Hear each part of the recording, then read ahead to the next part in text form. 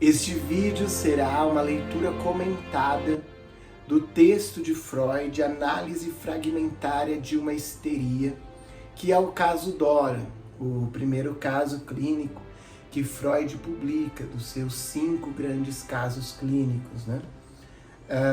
Algo que eu considero bastante importante ficar atento na leitura de qualquer texto freudiano é a data em que o texto foi escrito, a data em que o texto foi publicado, uma vez que a obra de Freud é uma obra muito extensa, de mais de 4 décadas de textos escritos, uma obra que demonstra o processo da formação do pensamento freudiano, da teoria psicanalítica. Portanto, estar atento ao ano de publicação, o ano em que o texto foi escrito, é importante perceber em que momento dessa construção da teoria que Freud está, para compreender qual que é o contexto desse pensamento freudiano. Então, o caso Dora é uma paciente histérica de Freud, que foi atendida ali por volta do ano de 1901. Então, 1901, nós estamos falando de um momento em que Freud acabara de publicar a interpretação dos sonhos. Então, é quando esse pensamento freudiano está muito vivo. Por isso, é um caso de histeria, pensando que o primeiro livro importante de Freud, que ele escreve sobre os casos de atendimento das histéricas, bem no início do seu trabalho clínico, né? Acabara também de ser publicado, em seguida vem a interpretação dos sonhos. Então são 2 textos muito importantes, mas que marcam o início da psicanálise. Então Dora é atendida no momento que é isso que está aí no topo, vamos pensar no topo da mente de Freud. Tanto o trabalho com as histéricas, o atendimento da técnica psicanalítica que acabara de ser desenvolvida, da associação livre, quando Freud vai desenvolvendo até chegar na associação livre, e também a questão da interpretação dos sonhos. E ele publica agora o caso de Dora, nesse momento, que é um caso de uma histérica que traz sonhos muito importantes para a interpretação. Então, o registro desse caso clínico tem essa intenção de ilustrar como Freud atende uma histérica e como Freud interpreta, maneja a interpretação dos sonhos. Agora, os grandes conceitos freudianos ainda não haviam sido publicados. Então, por exemplo, a questão os 2 princípios do funcionamento mental,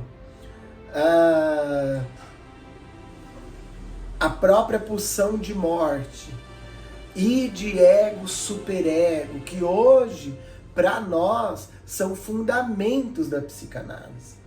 Esses conceitos que são, para nós, fundamentais para a psicanálise, ainda nesse momento, não haviam sido percebidos por Freud. O que havia sido percebido ainda estava em construção, mas não havia sido publicado. Então, por exemplo, esse é um caso que Freud usa para falar a respeito, que nós, psicanalistas, gostamos de nos voltar a ele, para pensar num exemplo de transferência erótica. Só que Freud ele vai publicar, falando de transferência, lá em 1912, transferência erótica em 1914. O texto aqui é publicado em 1905, quando Freud ainda não havia, vamos dizer assim, fechado a ideia desse conceito, mas isso já está presente. Tanto é que no pós-fácil do texto, Freud ele define muito bem, de uma forma muito interessante, o que é transferência, né?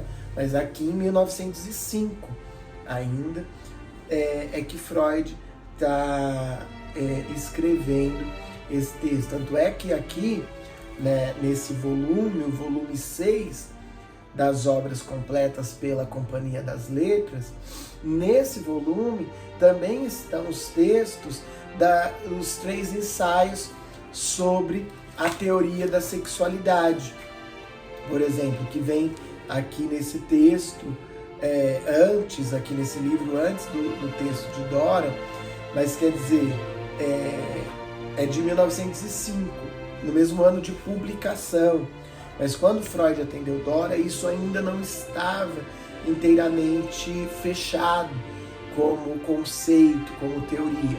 Ainda que no texto nós podemos ver claramente as questões da sexualidade, as questões do complexo de Édipo, que Freud já havia falado do complexo de Édipo, já havia compreendido o complexo de Édipo, mas ele ainda evolui muito o seu pensamento sobre o complexo de Édipo. Então nós estamos em 1901, no início do início da psicanálise. 1905 nós estamos ainda tateando um monte de coisa dentro do método psicanalítico, da técnica psicanalítica. Então é muito importante, na leitura de qualquer texto freudiano, se atentar a isso. Olhar o que foi escrito antes. Então aqui nós estamos falando de um texto de tal ano, o que já havia sido posto pela psicanálise, o que vai vir depois, né? Por isso é interessante olhar as obras completas, o que tem antes, o que tem depois, o que ele ainda não havia formulado. Importante ter em mente mais ou menos os principais textos, dos principais conceitos e saber mais ou menos o ano que esses conceitos foram publicados para entender, nossa, então aqui por exemplo, 1905, eu estou ainda 30 anos antes de algumas concepções freudianas. Importante a gente ter isso em mente, né? É algo que eu penso sempre. Quando alguém fala, Freud disse isso, é sempre importante, eu sempre pergunto dentro de mim, qual Freud disse isso? É sempre importante. Então, esse texto aqui é um texto que nós vamos ler, e aqui nesse vídeo eu imagino que nós vamos ficar só no prefácio do texto, e nós vamos ler, e é importante ter em mente de qual Freud que escreveu. É o Freud de 1905, é o Freud do recém-publicado Interpretação dos Sonhos, o Freud que estava focado nas histéricas, qual Freud que nós estamos lendo. Isso é muito importante ter em mente. Mas aí o texto começa com um prefácio de mais ou menos 10 páginas, e aí é dividido em mais 3 partes. O quadro clínico, o primeiro sonho e o segundo sonho, e depois temos um pós-fácio, onde ele vai trazer algumas concepções daquilo que ele pensa, sobre um caso que ele já havia escrito. Então o prefácio ele começa dizendo assim: se após um longo intervalo me disponho a substanciar, através da comunicação detalhada de um caso clínico e seu tratamento, as afirmações que fiz em 1895, 1896, sobre a patogênese de sintomas histéricos e os processos psíquicos da histeria, não posso me furtar a este prólogo, tanto para justificar de vários pontos de vista o meu procedimento, como para reduzir a uma medida razoável as expectativas que talvez o cerquem. Então ele explica a necessidade de escrever um prefácio, então também a necessidade de ler o prefácio antes de entrar diretamente no caso clínico. E qual que é a necessidade? Ele está falando, foi um intervalo grande entre a publicação de Casos de Histeria, que é aquele primeiro, segundo volume das obras completas, aquele livrinho rosa. Depois, então, de quase 10 anos da publicação daqueles casos, ele traz agora um caso para exemplificar tudo que ele afirmou sobre a histeria. E aí ele continua. Foi embaraçoso, sem dúvida, ter de publicar resultados de pesquisas que meus colegas não tinham como verificar, ainda mais sendo eles de natureza surpreendente e não muito cativante. E não é menos embaraçoso começar a expor ao juízo público parte do material que me conduziu a esses resultados. Não escaparei a recriminações. Se então elas diziam que eu nada informava sobre meus pacientes, agora dirão que falo de meus pacientes o que não se deve falar. Serão, espero, as mesmas pessoas que dessa forma apenas mudarão o pretexto para o reproche e de antemão renuncio a qualquer tentativa de desarmar esses críticos, ainda que nos parece que o jeito de Freud escrever é fazendo desarmar a crítica, tirar munições de quem está lendo só para criticar. Ele explica muito, olha, vou escrever tal coisa, mas antes quero trazer algumas ressalvas, vou falar isso, mas antes quero dizer que, quero explicar como eu cheguei nisso, né? Mas de qualquer forma ele fala, não posso ficar escrevendo só preocupado com isso. Mas é interessante notar, portanto, que se trata de um texto, apesar de ser um texto prematuro no que diz respeito àquilo que sabemos que viria depois, se trata de um texto maduro no sentido da visão de Freud, no trato da visão pós-histéricas.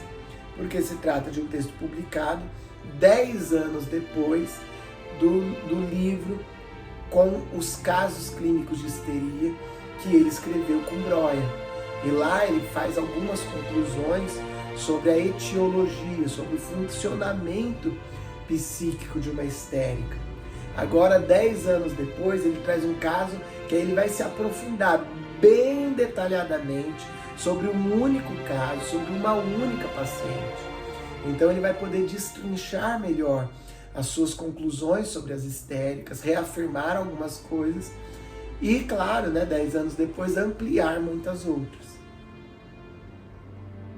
A publicação de meus casos clínicos ainda é para mim uma tarefa problemática, mesmo não mais cuidando desses incompreensivos malevolentes. As dificuldades são em parte de ordem técnica e em parte decorrentes da própria natureza das circunstâncias. Se é verdadeiro que as causas das doenças histéricas se encontram nas intimidades da vida psicossexual dos doentes e que os sintomas histéricos são expressão de seus mais secretos desejos reprimidos, a elucidação de um caso de histeria não poderá senão revelar essas intimidades e trair esses segredos. É um desafio escrever um caso clínico em psicanálise, né? E ele está falando um dos motivos que é para ele difícil, porque é um problema escrever, porque você está abrindo coisas muito secretas, intimidade das pessoas que elas não abriam nem para elas mesmas, né? Publicar um caso clínico é realmente um problema, mas uma necessidade para o crescimento científico, para o crescimento da psicanálise, né? É certo que os doentes jamais teriam falado se lhes tivesse ocorrido a possibilidade de uma utilização científica de suas confissões. E igualmente certo que em vão lhes solicitaríamos autorização para publicá-las. Pessoas delicadas e talvez também timoratas poriam em primeiro plano o dever da discrição médica e lamentariam não poder contribuir para o esclarecimento científico nesse ponto. Eu penso, no entanto, que o médico assumiu deveres não só para com o doente, mas também para com a ciência. O que no fundo significa para com muitos outros doentes que sofrem ou ainda sofrerão da mesma enfermidade. Então, é bonito esse contraponto que ele coloca, né? quando eu guardo um progresso, uma elucidação em nome do segredo do paciente, eu tiro a possibilidade do desenvolvimento científico que afetará, às vezes, centenas de outros. Tornar público o que acreditamos saber sobre as causas e a estrutura da histeria se torna um dever. E a omissão, uma covardia indecorosa, quando se puder evitar o dano pessoal direto do paciente em questão. Então veja, é claro que você terá em mente preservar esse paciente. Então não é o expor os segredos tirando o cuidado, você vai preservar, você vai cuidar do paciente para fazer uma publicação, mas de uma forma que eu estou achando lindo, né? Uma forma muito bonita. Eu acho lindo isso que ele fala aqui, sobre a necessidade de publicarmos. Aí ele diz assim: acredito, olha que lindo, acredito haver feito tudo para preservar a minha paciente de um dano assim. Escolhi uma pessoa cujas experiências se passaram não em Viena, mas numa cidadezinha distante, e cujas circunstâncias de vida são certamente desconhecidas em Viena. Desde o início, mantive cuidadosamente em segredo o tratamento, de modo que apenas um colega, digno de toda a confiança, pode saber que a garota foi minha paciente. Ele está falando de algo que a gente vive muito, né, quando a gente publica textos, né? E que beleza! Eu acho o Freud, o jeito dele escrever muito bonito, até quase poético. Eu acho muito linda a forma que ele coloca isso, né? Que são os cuidados que nós tomamos. Quando nós vamos publicar, a gente muda o sexo, foi um menino, a gente fala que foi uma mulher, muda a cidade, muda a profissão, muda detalhes. Eu lembro de uma colega que me falava: olha, quando você for publicar, quando eu publico, eu tento mudar sempre pensando, se a pessoa ler, ela não vai se dar conta que é dela que eu tô falando. É claro que isso é mais difícil, mas mirar nesse alvo é interessante. Aí ele diz assim: após o final, ele continua explicando, né? Após o final do tratamento, esperei ainda 4 anos para a publicação. Até que uma mudança na vida da paciente me fez supor que o seu próprio interesse nos eventos e processos psíquicos aqui narrado já teria esvaecido. Evidentemente, não se conservou nenhum nome que pudesse fornecer uma pista ao leitor de fora dos círculos médicos. De resto, a publicação numa revista especializada, rigorosamente científica, deverá servir como proteção frente a leitores indevidos. Naturalmente, não posso impedir que a paciente mesma tenha uma impressão penosa, se o acaso lhe puser nas mãos a sua própria história clínica, mas nada aprenderá que já não saiba. E perguntará a si mesma que outra pessoa poderá descobrir que se trata dela. Interessante, né? Bem sei que, nessa cidade, ao menos, existem muitos médicos que, coisa bem relevante, coisa bem revoltante, ele coloca entre parênteses, não veem em tal história clínica uma contribuição à psicopatologia da neurose, mas um Roman Aklef destinado à sua fruição particular.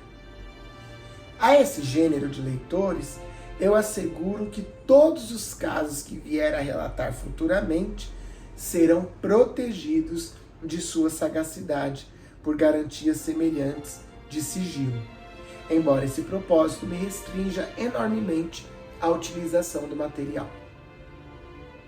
Neste caso clínico, o único que até o momento pude subtrair às limitações da descrição médica e ao desfavor das circunstâncias, questões sexuais serão discutidas com toda a franqueza. Os órgãos e funções da vida sexual serão designados por seus verdadeiros nomes, e o leitor pudico terá oportunidade de convencer-se de que não hesitei em tratar desses temas com uma jovem mulher usando tal linguagem. Por acaso, deverei defender-me também dessa recriminação? É importante pensar, é algo que também é importante ter em mente. 1905, no momento que eu estou gravando isso aqui, então 120 anos atrás. Nós estamos falando de uma época em que o tabu da sexualidade era muito maior. É claro que hoje você tem uma impressão de liberalidade, mas assim, ainda é constrangedor falar, por exemplo, o nome dos órgãos sexuais. Às vezes parece que as pessoas ficam muito constrangidas. Quando existe liberdade para falar de sexualidade, existe mais liberdade de chamar os órgãos sexuais por apelidos e às vezes até por palavrão, palavras de baixo calão, do que pelos nomes propriamente ditos, né? Pênis, vulva, são nomes que assustam, que chocam, né? E ele está falando, não só escrevi usando essas palavras, como vocês podem perceber e imaginar, oportunidade de convencer-se, ele diz, né? De que eu não hesitei de tratar, usando esses nomes, com a própria jovem mulher. Então você fala, você homem mais velho, fala com uma moça mais nova, referindo-se aos seus órgãos genitais, ou aos órgãos genitais masculinos. Com os nomes científicos, ainda é constrangedor. Imagine 120 anos atrás. Mas aí ele diz, né, por acaso deverei defender-me também dessa recriminação? Estou fazendo um prefácio para ficar me defendendo. Aí ele fala, eu reivindico simplesmente os direitos do ginecologista. Aliás, direitos mais modestos que os dele. E declaro que seria a marca de uma estranha e perversa lascívia supor que tais conversas sejam um bom meio de excitar ou satisfazer apetites sexuais.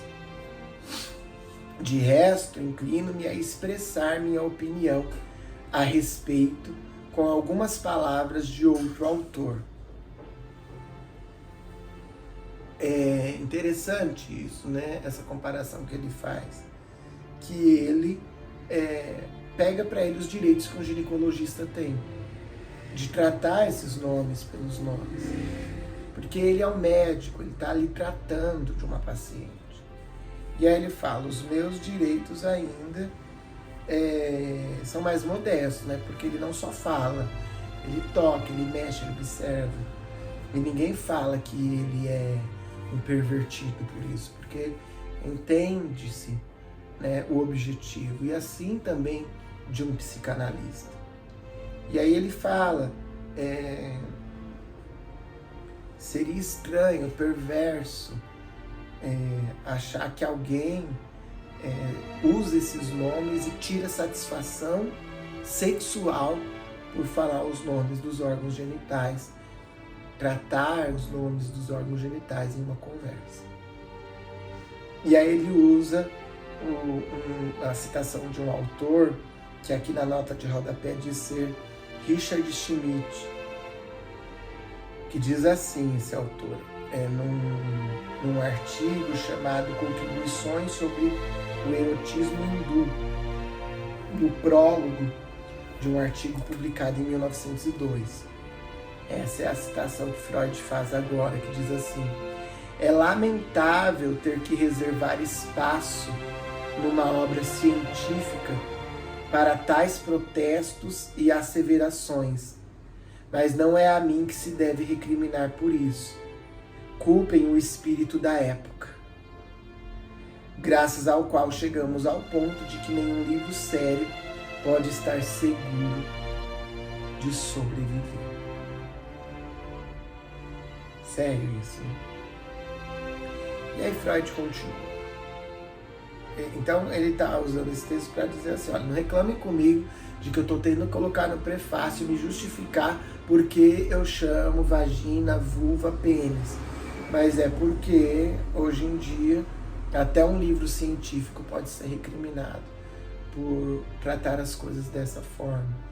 E eu realmente não acho que as coisas hoje estão muito diferentes. E ele diz, agora informarei de que modo, neste caso clínico, venci as dificuldades técnicas para a sua comunicação. E as coisas que ele vai falar agora são muito importantes.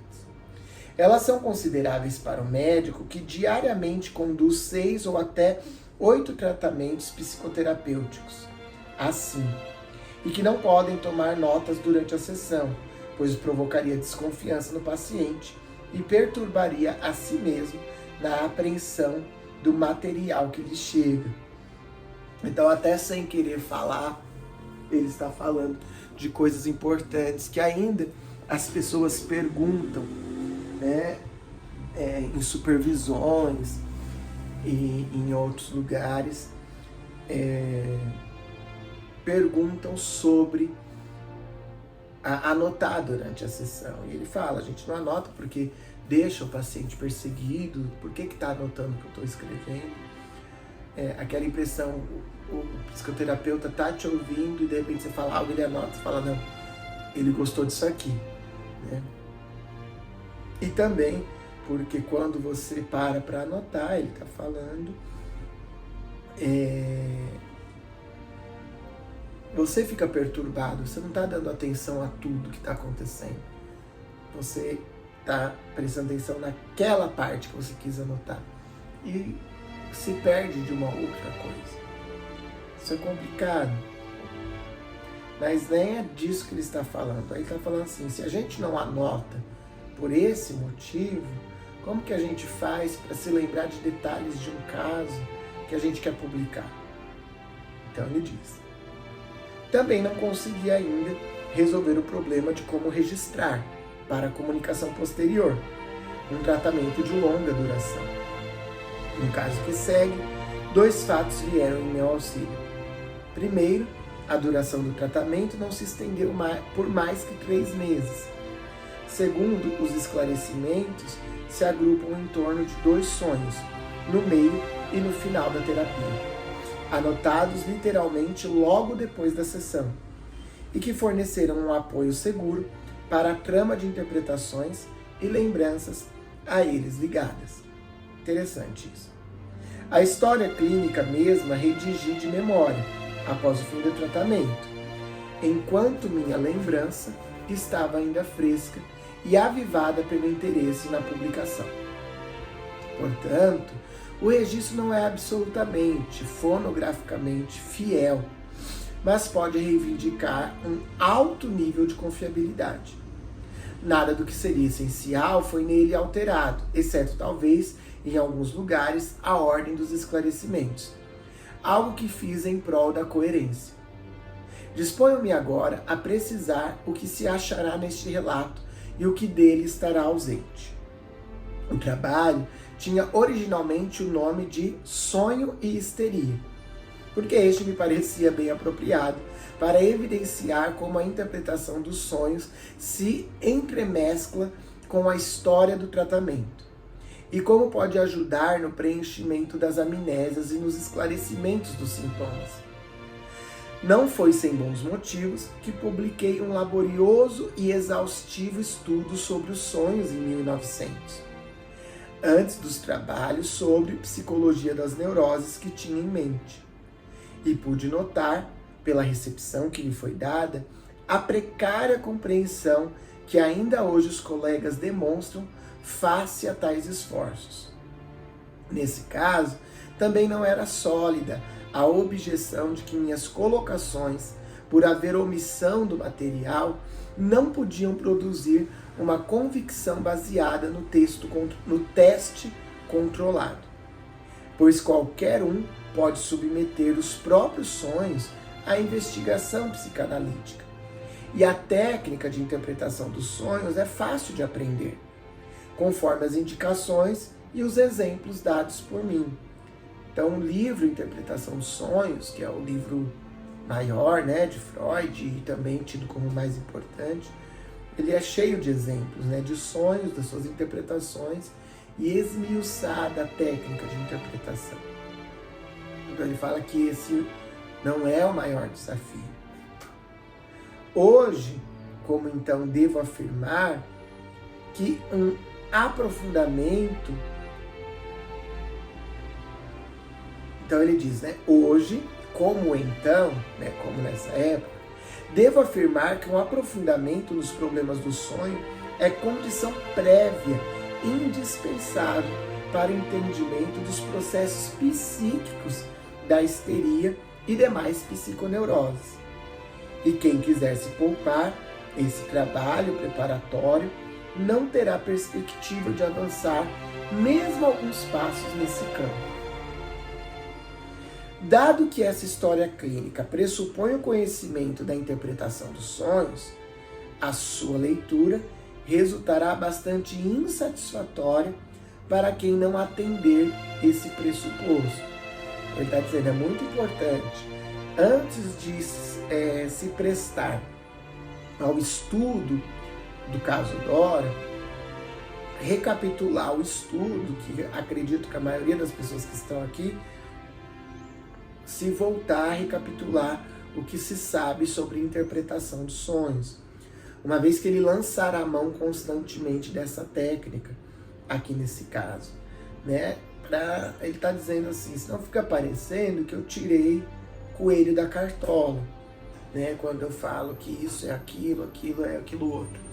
Então é importante entender o trabalho do sonho, conteúdo latente, conteúdo manifesto, que o trabalho do sonho é transformar um conteúdo em outro, e o trabalho da interpretação é o inverso. Então, o sonho ele transforma o latente em manifesto, e o trabalho do analista é transformar o manifesto em latente, através da associação livre do paciente. Então, o entendimento disso é muito importante. Mas, na leitura aqui dos sonhos, a gente vai comentando e pensando nessas coisas.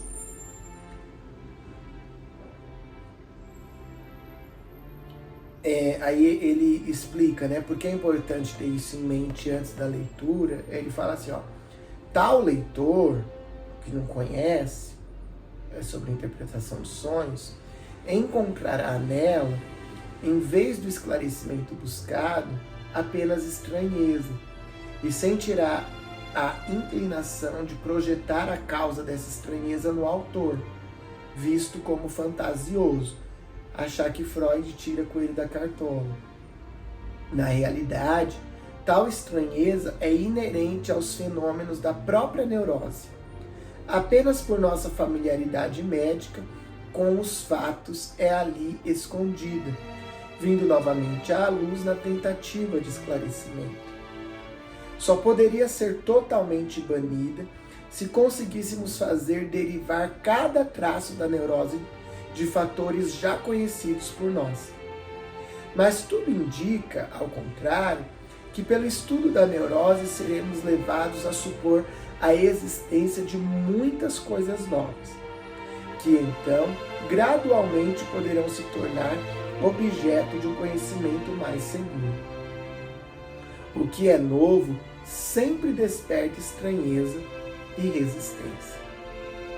Freud sabe, né, o quanto a descrição de casos clínicos, de interpretação de sonhos, principalmente de quando a gente discute questões da sexualidade, da psicossexualidade, quanto pode causar estranheza em alguém que já não tem familiaridade. E aí é isso que ele está dizendo, que é importante ter familiaridade com alguns conceitos da psicanálise, sobretudo com a interpretação do sonho, que é o grande trabalho dele escrito até aqui. Seria errado alguém crer, porém, que os sonhos e sua interpretação assumem em todas as psicanálises um lugar tão destacado como neste exemplo. Vamos ler mais um pouquinho para comentar isso. Se a presente história clínica parece favorecida no que toca à utilização de sonhos, em outros pontos ela resultou mais pobre do que o desejado.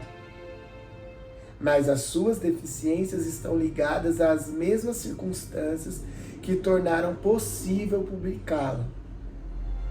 Já afirmei que não saberia lidar com o material de um tratamento que se estendesse por mais de um ano. Este caso de apenas 3 meses pôde ser abarcado por inteiro e lembrado, mas os seus resultados permaneceram incompletos em mais de um aspecto. O tratamento não prosseguiu até a meta fixada, sendo interrompido por vontade da paciente ao se chegar a determinado ponto. Nesse momento, alguns enigmas do caso não tinham sido atacados ainda, e outros iluminados incompletamente, quando a continuação do tratamento teria feito avançar até o último esclarecimento possível em todos os pontos. Logo, eu posso aqui oferecer tão só o fragmento de uma análise.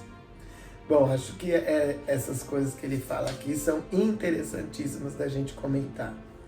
Primeiro que ele fala que os sonhos e a interpretação dos sonhos não é a parte mais importante em todos os casos de análise, mas que neste foi, e por isso ele resolveu publicá-lo, já que ele está ficando, já que a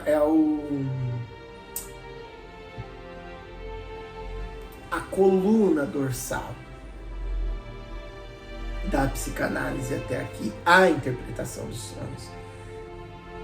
Então ele pega um caso para exemplificar e mostrar como a interpretação do sonho está relacionada intrinsecamente com a etiologia, com o caso de histeria. Mas que em muitos casos de psicanálise, a interpretação dos sonhos mais atrapalha do que ajuda a avançar.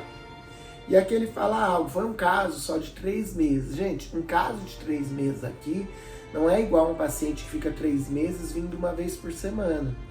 O paciente que veio uma vez por semana, durante 3 meses, ele veio uma média de 12 vezes.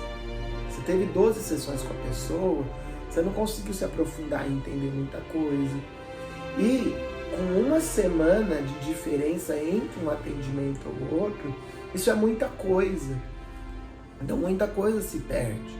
Aqui nós estamos falando de pacientes que Freud atendia todos os dias. Então 3 meses nesse caso daria mais de um ano de um paciente que vem uma vez por semana, certo? Então tem isso. Mas como o tempo é curto, Freud consegue lembrar de muita coisa que aconteceu, porque ele registra depois de 3 meses que conheceu a paciente. Então, quer dizer, tem muita coisa tá fresca na memória dele. Mas uma coisa que ele fala aqui, que Freud tinha em mente nessa época, mas que a psicanálise, a gente já desmistificou isso.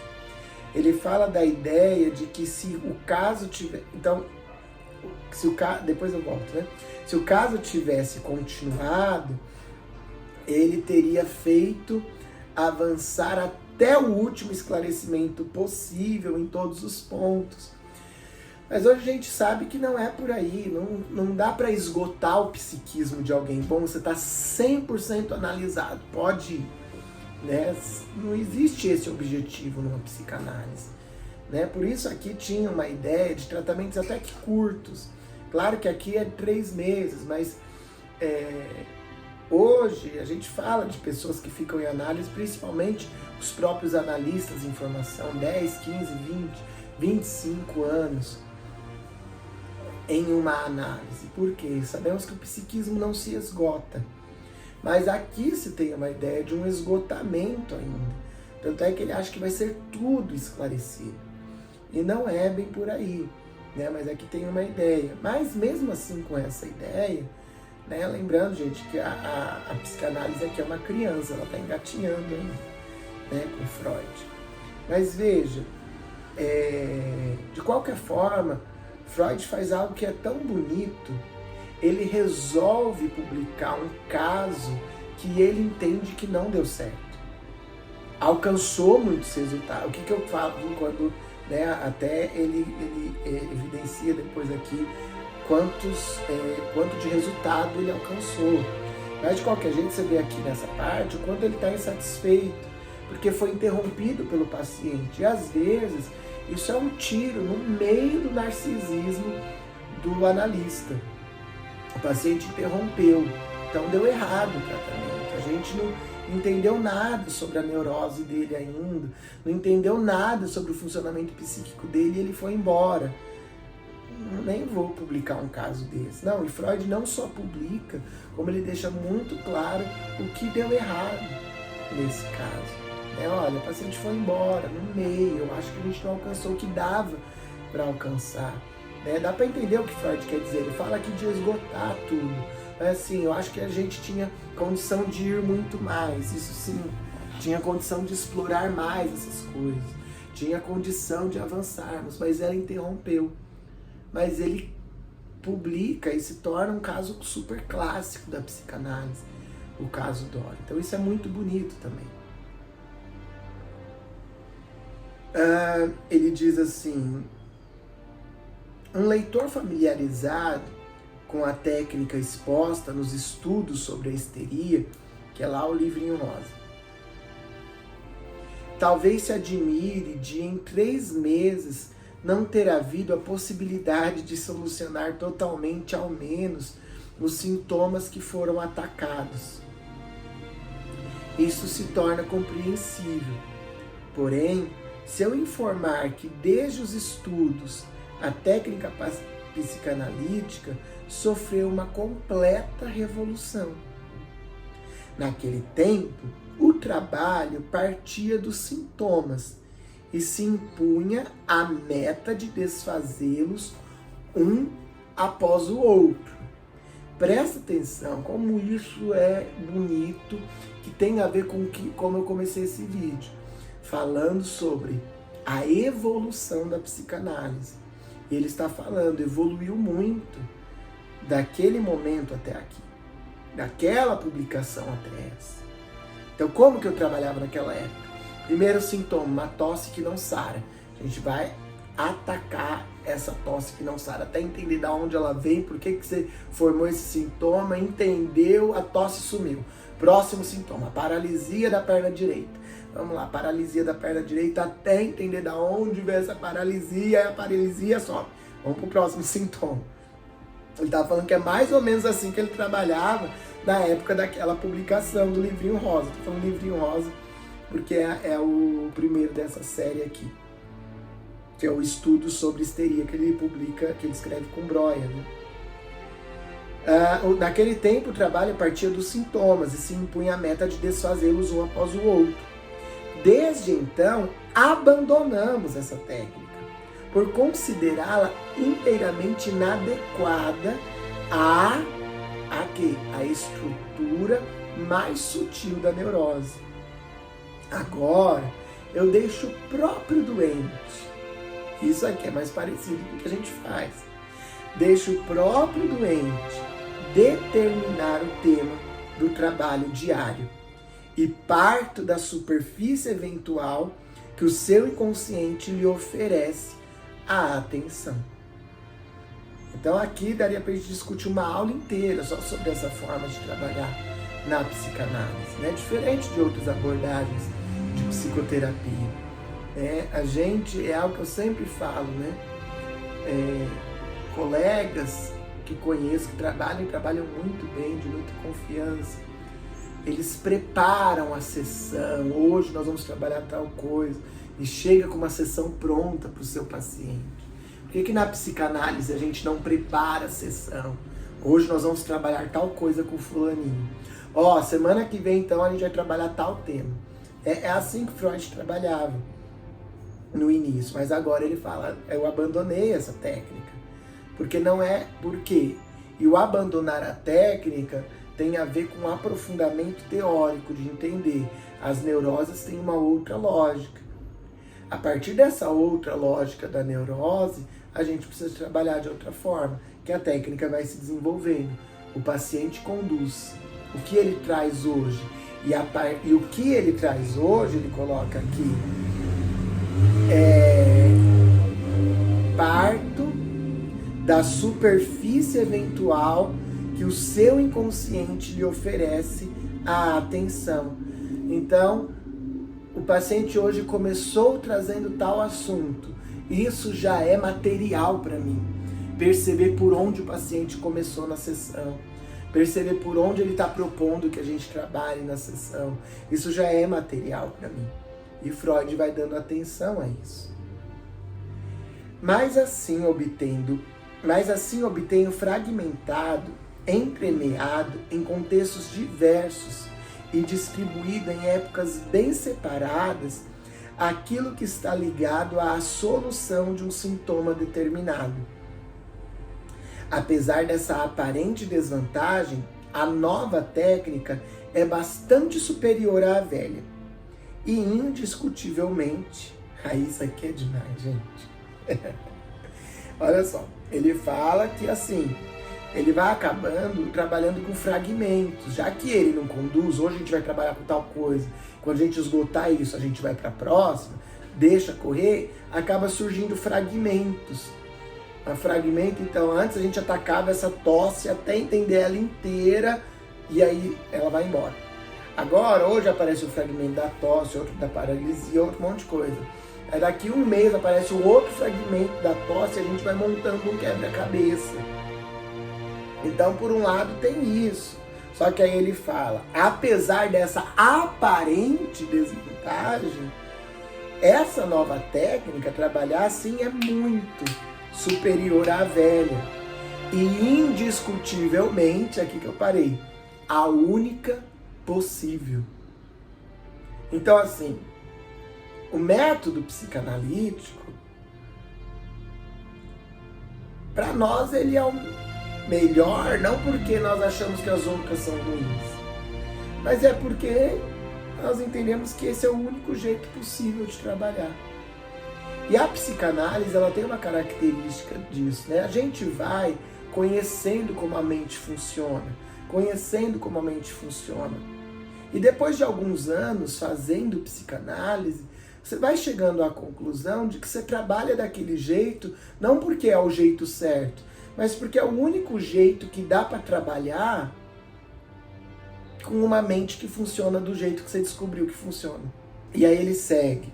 Em vista da incompletude de meus resultados analíticos, não me restou senão seguir o exemplo dos pesquisadores que têm a fortuna de trazer à luz, após um longo período de soterramento, os inestimáveis, ainda que mutilados, vestígios da antiguidade. Gente, isso é muito poético.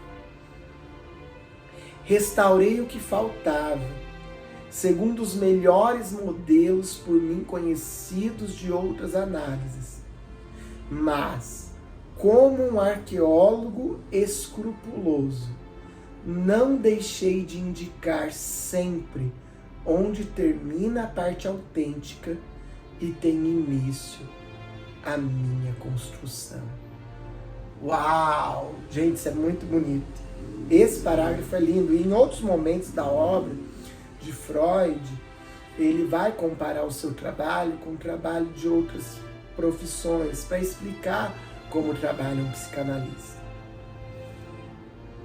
Então, em outros lugares, ele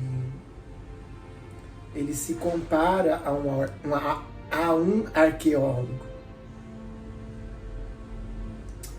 Mas aqui ele está falando do pesquisador, né? Que desenterra artefatos valiosos em ruínas soterradas de uma cidade antiga. Ele fala isso em outros lugares, né? Mas eu vou reler esse parágrafo. Olha que lindo, ele diz: em vista da incompletude dos meus resultados analíticos, não me restou, ou seja, ele está reconhecendo que o nosso trabalho é incompleto. Não tem como a gente saber realmente o que está lá, que é inconsciente ao próprio paciente. Aí ele diz: não me restou se não seguir o exemplo de quem? Dos pesquisadores. Olha a referência para Freud. Os pesquisadores que têm a fortuna de trazer à luz.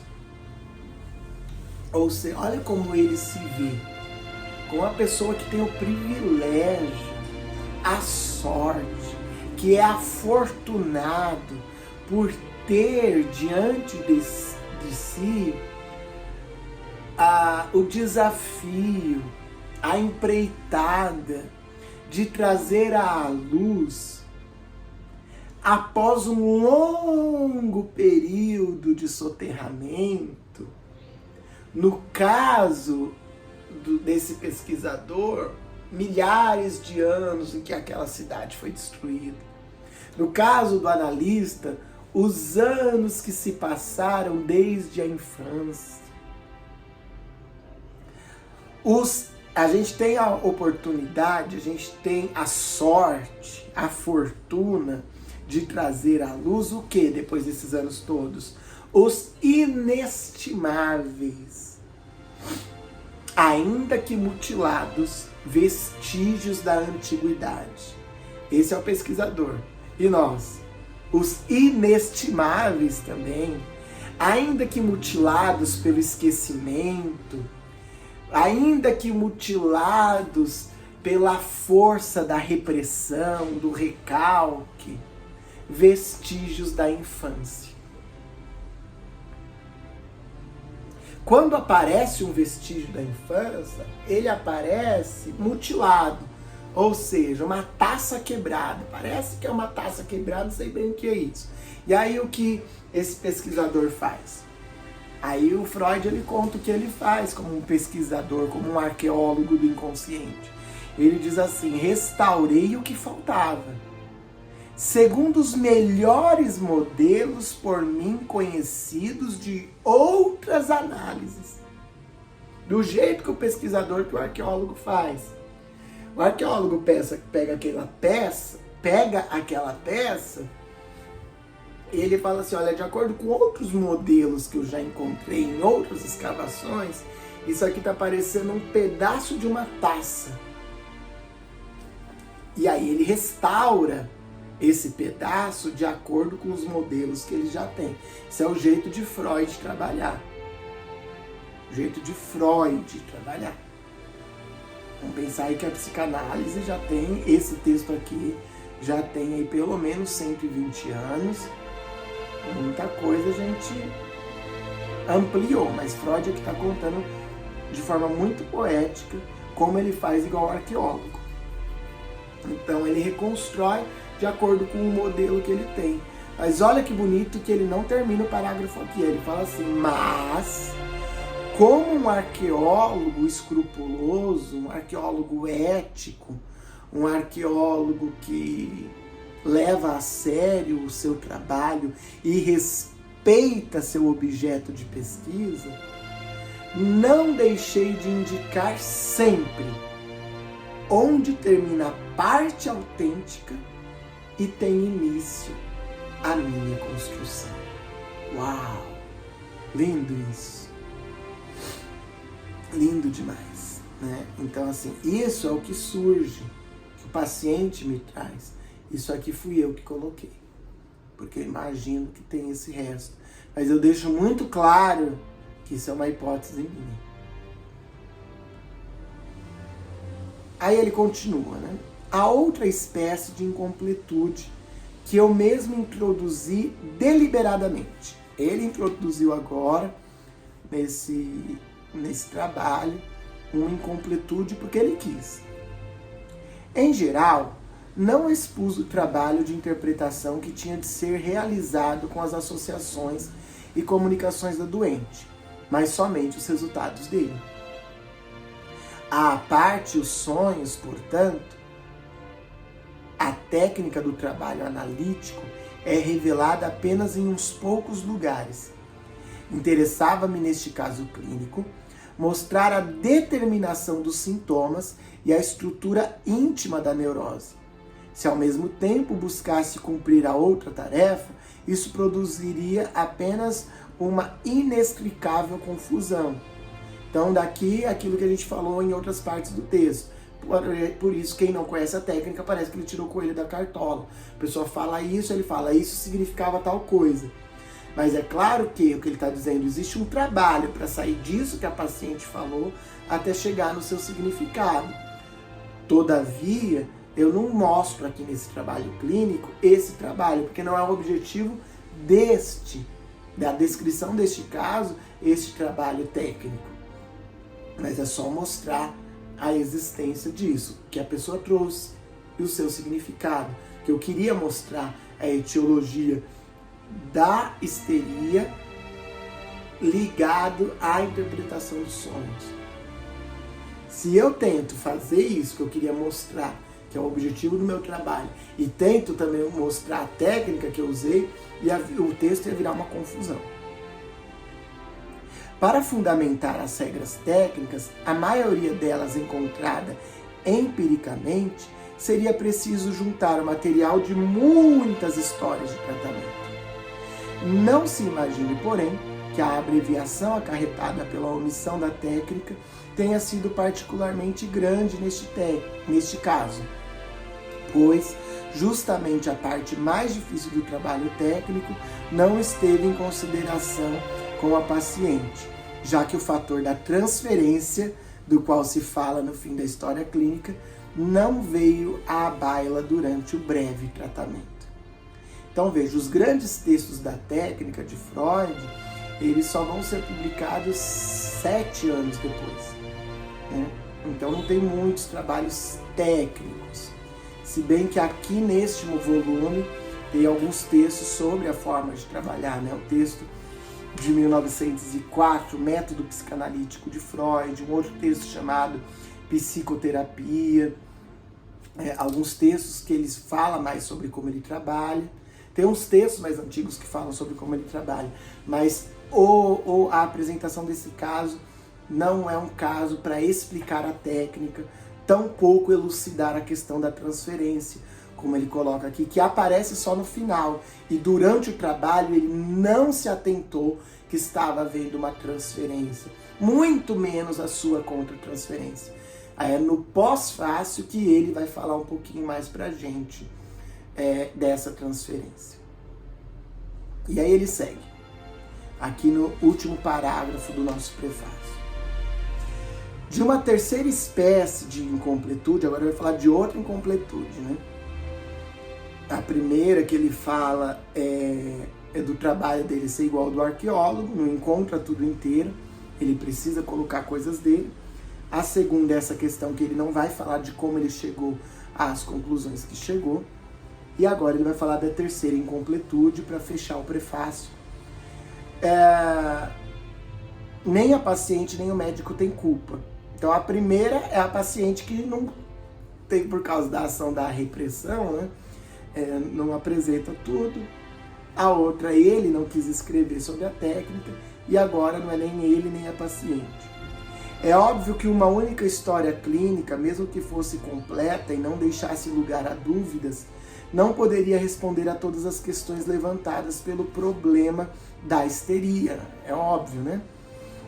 Ela não pode dar a conhecer todos os tipos da doença, todas as configurações da estrutura interior da neurose, todas as variedades possíveis de conexão entre o psíquico e o somático existentes na histeria.